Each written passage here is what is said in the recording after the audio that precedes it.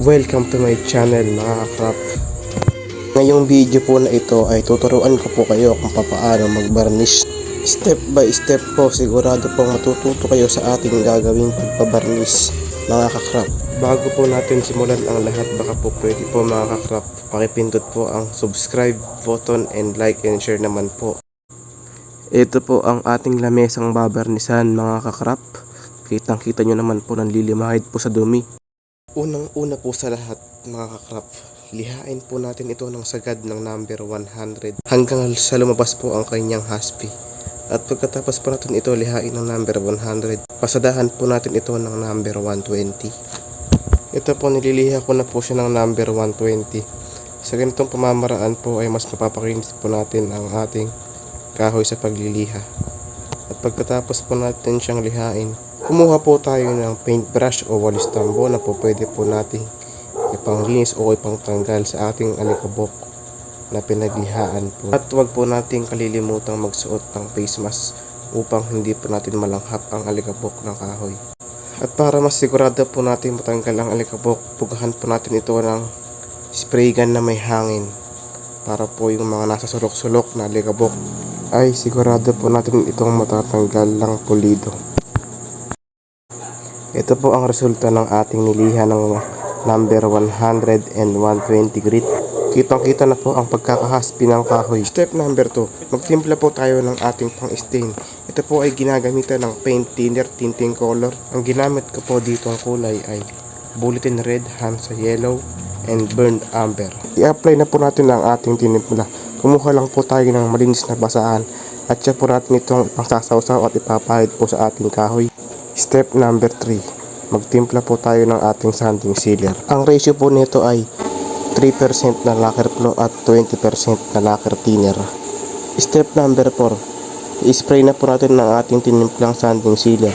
Ito po ang magsisilbi sa kanyang primer. Sa first coat po ng ating sanding sealer, manipis lamang po ang ating ibuga para po ito ay hindi tumulo o umagos at maging maganda ang kapit. At paalala nga po pala, sa first coat po ng ating buga ay gawin po natin itong pahalang.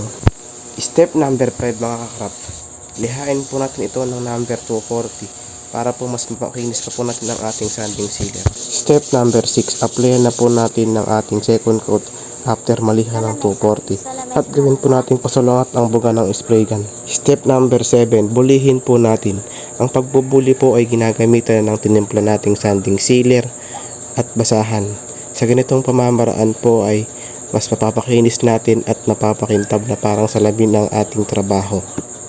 Step number 8, apply na po natin ito ng ating top coat.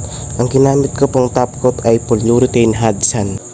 Hindi ko na po na-videohan kung paano ko ito hinalo. Ang ratio po nito ay 3 parts ng polyurethane Hudson at 1 part ng catalyst at 4 parts ng PU reducer. Step number 9, i-apply na po natin ng ating tinimplang polyurethane Hudson at ang pag-apply po ng ating gawin ay pahalang.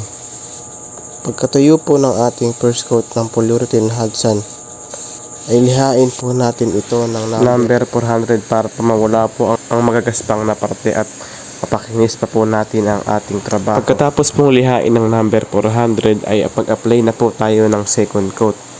At bago po tayo mag-apply ng second coat ay gawin po natin itong pasalungat kumpara sa first coat ng ating top coat. Halimbawa po, ang first coat ng ating top coat ay patayo. Ang second coat naman po ay gawin po natin itong pahalang para po mas maganda ang pagkakalapat ng ating pintura o top coat. Yun lamang po ang step by step sa ating pagbabarnish. Sana po ay naunawaan niyo po at mayroon po kayong konting natutunan. Maraming salamat po sa inyong panonood at baka pwedeng makahirit naman po ng like and subscribe and share naman po dyan kung meron kayong konting natutunan sa aking vlog. At ito nga po pala yung resulta.